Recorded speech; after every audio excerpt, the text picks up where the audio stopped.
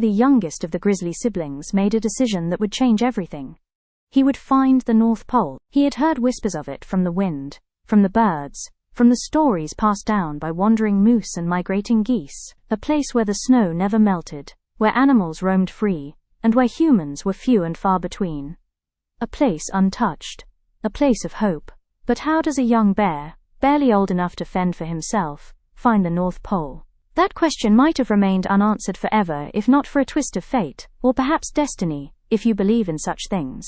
One dusky evening, as the sky blushed with the last light of day, Quincy wandered the outer edges of his shrinking forest. The trees here were thinner, the air tinged with the scent of oil and asphalt, and there, half buried in the moss, he found it, a strange, glinting object. A bottle. Its label read beer, and beneath it, in faded letters, made in ices from the North Pole. Quincy's eyes widened. They make their own drinks? He gasped, imagining polar bears in white coats, brewing magical potions in icy castles. The North Pole must be a kingdom of geniuses. What he didn't know was that this North Pole was a brand, not a place. A suburb in Alaska, not a sanctuary.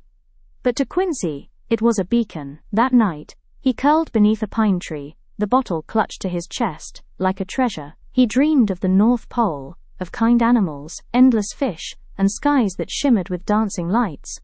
But dreams have sharp edges. His joy twisted into a nightmare of his mother's cry, the gunshot, the roar of engines. He woke with a jolt, heart pounding, as the sound of honking cars echoed through the trees. The scent of something familiar, something delicious, cut through his fear. Fish. Driven by hunger and hope, Quincy followed the trail to a truck stop nestled beside the highway. There, parked under flickering lights, was a lorry with bold letters, "Best Fishes from North Pole." But Quincy didn't read it that way. To him it said, "Free food and free ride to the North Pole." The driver was asleep. The back of the truck was slightly ajar, and inside was paradise. Crates of fish, glistening with ice and promise. Quincy slipped in, his little heart pounding with excitement. He devoured the fish with wide-eyed wonder, each bite tasting like the future he longed for.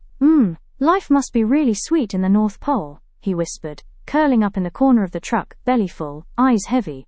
Quincy didn't know where he was going, but he believed, truly believed, that he was on his way to the place of hope.